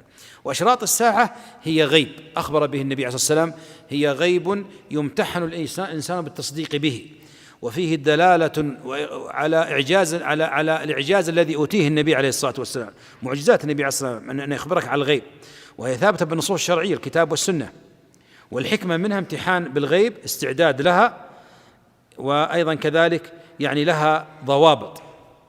بعض الناس يأتي الآن مثلا لو خرج واحد أعور العين، قال هذا الدجال اللي أخبر به النبي عليه الصلاة والسلام. اصبر شوي، وين الدجال؟ كان ذاك مسألة ايش؟ ضوابط تنزيل أشراط الساعة على الواقع. لابد أول شيء يثبت النص، واضح. خلاص، طلع إنسان أعور قبل فترة، أذكر قبل كم سنة طلع واحد في شرق آسيا أعور، قالوا المسيح الدجال، ولا هو المسيح الدجال. فأولا لا بد من صحة هذا الشرط بحديث صحيح أو آية قرآنية. ثانيا تجمع روايات هذا الحديث، ليش؟ لتستجمع صفات هذه الشرط اللي عندك، الحدث اللي حدث. يمكن أنت أخذت أول العلم، أخذت صفتين ثلاث وطبقت على هذا أن المسيح الدجال، باقي في صفات كثيرة ما توفرت فيه، إذا ليس المسيح الدجال، واضح. أيضا كذلك تستوفي جميع الصفات، وأيضا تراجع أيضا أهل العلم، وأيضا كذلك قبل مراجعة أهل العلم أيضا كذلك حتى تستكمل الصفات والشروط الواردة في النص الشرعي، واضح، في أحواله في قرائنه وما شابه ذلك. طيب، سيعطينا أشراط الساعة، ما نطيل فيها حتى نختم. الكبرى لها مجالات، في من كتب أشراط الساعة البسيطة السهلة، رسالة ماجستير في أم القرى للدكتور يوسف بن عبد الله بن يوسف الوابل، أو يوسف بن عبد الله الوابل، أشراط الساعة. أنا أنصحكم بقراءة رسالة جيدة مختصرة، ماجستير أشراط الساعة لعبد الله بن يوسف الوابل، أو يوسف بن عبد الله الوابل. طيب، ومن ذلك نعم خروج ايش؟ قال رحمه الله: ومن ذلك أشراط الساعة مثل خروج الدجال ونزول عيسى بن مريم عليه السلام فيقتله، وخروج يأجوج ومأجوج، وخروج الدابة، وطلوع الشمس من مغربها. في تقديم وتأخير قال خروج الدجال ونزول عيسى بن مريم فيقتله، وخروج يأجوج ومأجوج، وطلوع الشمس من مغربها، وخروج ايش؟ الدابة. طيب، وأشباه ذلك مما صح به النقل، مما صح به ايش؟ النقل. طيب، واصل، ناخذ 5 دقائق ونقف. قال رحمه الله: نعم. وعذاب القبر ونعيمه حق، وقد استعاذ النبي صلى الله عليه وسلم منه، وأمر به في كل صلاة. وعذاب القبر ونعيمه حق. ليش؟ لأن بعض الطوائف تخالف في هذا، بعض الطوائف تخالف في أصل عذاب القبر ونعيمه، لأنه من أحاديث السنة، وهذا ينسب إلى بعض الخوارج. طيب لأن الخارج لا يأخذ من السنة إلا ما وافق ظاهره القرآن. طيب وأيضا في مسائل يعني دقيقة، في مسائل عذاب القبر نعيمة كالعذاب على الروح أو على الجسد وما شابه ذلك، ما خالف فيه بعض العلماء كابن حزم وغيره. قال وعذاب القبر ونعيمه حق، وقد استعاذ النبي صلى الله عليه وسلم من عذاب القبر وأمر به في كل صلاة، يأمر بالاستعاذة منه في كل صلاة بعد التشهد الثاني وقبل التسليم. طيب إذن عذاب القبر ثابت بالسنة وفيه آيات قرآنية أشارت إليه. نعم. قال وفتنة القبر حق وسؤال منكر ونكير. فتنة القبر يعني السؤال في القبر، أن يسأله الملكان، يأتيه ملكان أزرقان أسودان، يقال لأحد منكر والآخر نكير. منكر ونكير لأن الميت يستنكرهما، لم يرهما من قبل ذلك، والله المستعان. قال فتنة القبر حق فيسألانه من ربك وما دينك وما نبيك، إلى ما ورد يعني في الأحاديث. وعذاب القبر يعني أخفاه الله جل وعلا لحكم، منها امتحان المؤمنين، أن أمر غيبي واضح، امتحان المؤمنين. أنت رضيت بالله رب وبالإسلام دينا وصدقت بأن النبي عليه الصلاة والسلام نبي ورسول أمنت به، خلاص تصدق بكل ما أخبرك به وصح عنه عليه الصلاة والسلام. والأمر الآخر أن الله أخفاه لئلا خشية ألا يتدافن الناس. قال النبي عليه الصلاة والسلام لولا ألا تدافنوا لدعوت الله أن يريكم من عذاب القبر ما أرى. نعم. هل قد يرى بعض الناس عذاب القبر؟ النبي عليه الصلاة والسلام رأى صلى الله عليه وسلم لما جاب العودين وشقاهما وغرسهما وقال لعل الله أن يخفف عنه، قال وإنهما لا يعذبان وما يعذبان في كبير، أما أحدهما فكان يسير بالنميمة بين الناس، وأما الآخر فكان ماذا لا يتنزه من بوله كما قال صلى الله عليه وسلم. نعم. ولذلك إذا صح الخبر وسمع الناس، يعني مثلا لو مررت من عند قبر وسمعت شخصا يصيح في القبر واضح، أو تسمع يعني صوت عذاب واضح، إذا صح السند وكان إنسان ثقة عدلا ثابتا يعني يستأنس برأيه أن ربما أسمعه الله شيء من عذاب القبر ليزداد إيمانا أو ليرتدع عن معصية. لكن يتيك بعض الناس يمر من عند قبر ويجيب جريدة ولا عود يغرسها في القبر يقول لعل الله يخفف عنه، وش أدراك أنه يعذب؟ أنت جنيت على هذا الميت مسكين، اتهمت الآن بأنه يعذب، يمكننا في جنات النعيم. واضح المسألة؟ يعني يريد أن يفعل مثل النبي صلى الله عليه وسلم، هذا مع وحي عليه الصلاة والسلام، وأخبر صلى الله عليه وسلم بحال هذين الميتين. نعم. قال وفتنة القبر، ولذلك قد يسمع الله جل وعلا بعض خلقه لكن إذا صح ماذا الإسناد وكان رجل ثقة. وذكر شيخ الإسلام ابن تيمية رحمه الله في منهاج السنة النبوية أن كان بعض الناس أو تمرض بعض الخيل تمرض فيذهب بها أصحابها إلى بعض مقابر اليهود وغيرهم، فإذا سمعت ما فيها من العذاب يعني أثر هذا في حرارة جسدها فأخرجت ما فيها من المرض. هذا. وفي بعض الحديث أن إذا ضرب الكافر بمرزبة يسمعه كل شيء إلا إيش؟ إلا الثقلان. طيب. قال والبعث بعد الموت. قال رحمه الله والبعث بعد الموت حق وذلك نعم. حين ومن المسائل التي نختم بها في القبر أن تختلف أحوال، يعني أهل العلم يذكرون أن الدور ثلاثة: دار الدنيا هناك علاقة بين الروح والجسد مختلفة، عذاب في القبر في البرزخ هناك علاقة بين الروح والجسد مختلفة، يوم القيامة هناك علاقة بين الروح والجسد مختلفة. واضح؟ فلكل دار أحوالها. فمثلا في الدنيا، ذكرنا هذا في الدرس الماضي، فمثلا في الدنيا العذاب على الجسد والروح تبع له، فذلك إذا حملت شيئا ثقيلا تشعر بشيء من الجهد والإنهاك. واضح؟ لأن هذا يعني تعبت روحك مع تعب جسدك، لكن التعب منصب على إيش؟ على كتفك، على ظهرك. في القبر عكسه، العذاب والنعيم على ماذا؟ على الروح والجسد وإيش؟ تبع له. فما تقول لي كيف يقعد في القبر؟ طيب يضرب رأسه فوق، كيف؟ هذه أحوال الروح. النعيم والروح منصب، العذاب والنعيم منصب على الروح والجسد تبع له. أما في الآخرة واضح فيجتمع فيها ماذا؟ النعيم والعذاب على الروح ماذا؟ وعلى الجسد. هذه يعني أشياء عجيبة. ولذلك أهل العلم قال كابن القيم في كتاب الروح وغير من العلماء ألفوا في هذا الجانب، ضربوا صورة مقربة لعذاب القبر ونعيمه الله وهي صورة النوم. قال وهو الذي يتوفاكم بالليل ويعلم ما جرحتم بالنهار، فسمى النوم وفاة. ولذلك تجد شخصين، أحدهما نايم مستغرق في النوم ويشوف أنه عريس وأنه مبسوط، وبكرة بيزفونها على زوجه يزفونها له، مبسوط عايش في نوع من السعادة، وهو جنبك ولا تشعر به وهو منعم، صح ولا لا؟ يمكن لو صحيته قال الله يغفر لك، كان خليتني أكمل، واضح؟ وشخص آخر نائم يرى أن شخصا يضربه ويريد أن يقتله، وتجده يعني يعذب في نومه وأنت بجواره لا تشعر به، فلما يستيقظ كأنه يعني يحيي من جديد. فهذه يعني صورتان، فهاتان ايش؟ صورتان واقعيتان لحال ايش؟ لحال النائم. طيب، قال والبعث بعد الموت حق. قال والبعث بعد الموت حق، وذلك حين ينفخ إسرافيل عليه السلام في الصور، فإذا هم من الأجداث إلى ربهم ينسلون. قال والبعث بعد الموت حق، يعني لثبوت النصوص ايش؟ الشرعية، ثبوت النصوص الشرعية من الكتاب والسنة وإجماع الأمم. ما من رسول يعني بعثه الله لا أخبر، هذه أركان الإيمان. وذلك أول نداء كان بين موسى وبين الله جل وعلا، قال وأن الساعة آتية أكاد أخفيها لتجزى كل نفس بما، على طول أعطى موسى شيئا من أصول الإيمان مباشرة. قال والبعث بعد الموت. وإبراهيم قال والذي أطمع أن يغفر لي خطيئتي يوم الدين. قال والبعث بعد الموت حق، وذلك حين ينفخ إسرافيل عليه السلام في الصور. قال صلى الله عليه وسلم كيف ايش؟ كيف أنعم وقد التقم ايش؟ صاحب الصور يعني النفخ فيه، يعني متأهب إسرافيل عليه السلام للنفخ في الصور. الله أكبر.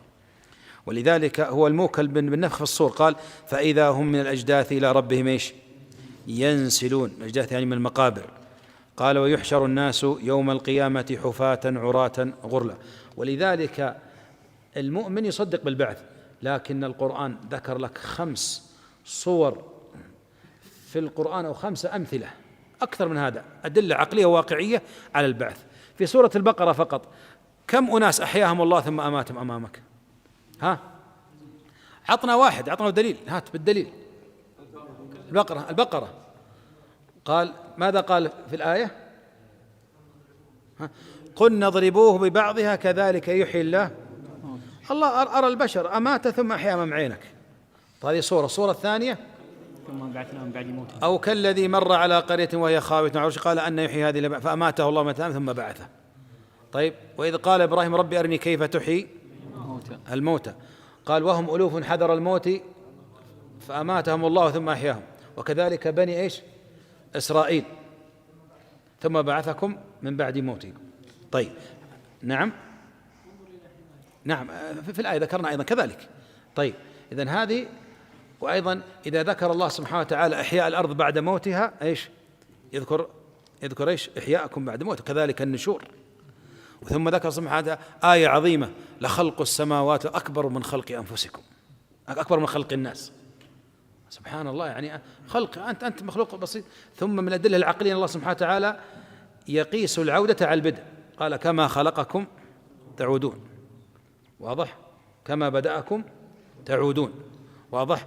فلذلك ليس بعادة الخلق بأصعب على الله من بدئه. طيب، وهو أهون عليه. قال وقد خلقتك قبل ولم تك شيئا. طيب، واصل. فإذا هم قال ويحشر الناس يوم القيامة. قال رحمه الله ويحشر الناس يوم القيامة حفاة. قال ويحشر الناس يوم القيامة حفاة عراة غرلا بهما، فيقفون في موقف القيامة حتى يشفع فيهم نبينا محمد صلى الله عليه وسلم. هذه الشفاعة الكبرى والمقام المحمود، وسنأتي إليها. طيب، ويحاسبهم الله تبارك وتعالى. فيحاسب الله سبحانه وتعالى معنى أن تعد لهم سيئاتهم ويعرفهم الله بها. ولذلك الحساب 3، منهم من يعرض عرضا هؤلاء المؤمنون، ومنهم قبل ذلك من لا حساب عليه ولا عذاب كالخلص ك70,000، ومنهم من يقرر بخطئه ثم يدخل الجنة، ومنهم من يناقش، قال ومن نوقش الحساب عد، فهم مراتب في الحساب. طيب، وتنصب الموازين. قال رحمه الله ويحاسبهم الله تبارك وتعالى وتنصب الموازين. والصحيح أنه ميزان واحد له كفتان يوزن فيه العبد مع صحيفته ومع عمله. وتنشر الدواوين. قال رحمه الله: وتنشر الدواوين. نعم. وتتطاير صحف الأعمال إلى الأيمان والشمائل، حتى يقال كفى بنفسك اليوم عليك حسيبا. صحائف الأعمال. طيب، واصل. قال رحمه الله: فأما من أوتي كتابه بيمينه فسوف يحاسب حسابا يسيرا، اللي هو العرض. نعم. وينقلب إلى أهله مسرورا. وأما من أوتي كتابه وراء ظهره فسوف يدعو ثبورا ويصلى سعيرا. نعم. والميزان، ذكرنا الميزان. واصل. والميزان له كفتان. والميزان له كفتان ولسان توزن به الأعمال، فمن ثقلت موازينه فأولئك هم المفلحون، ومن خفت موازينه فأولئك الذين خسروا أنفسهم في جهنم خالدون. فنسأل الله أن يرزقنا العلم النافع والعمل الصالح، وأن يخلص نياتنا ويصلح ذرياتنا ويحسن عاقبتنا، وأن يرزقنا وإياكم الجنة وما قرب إليها من قول وعمل. فقال الله الجميع، صلى الله وسلم على رسوله. جمعية الدعوة والإرشاد وتوعية الجاليات بأبها، بالدعوة نحيا.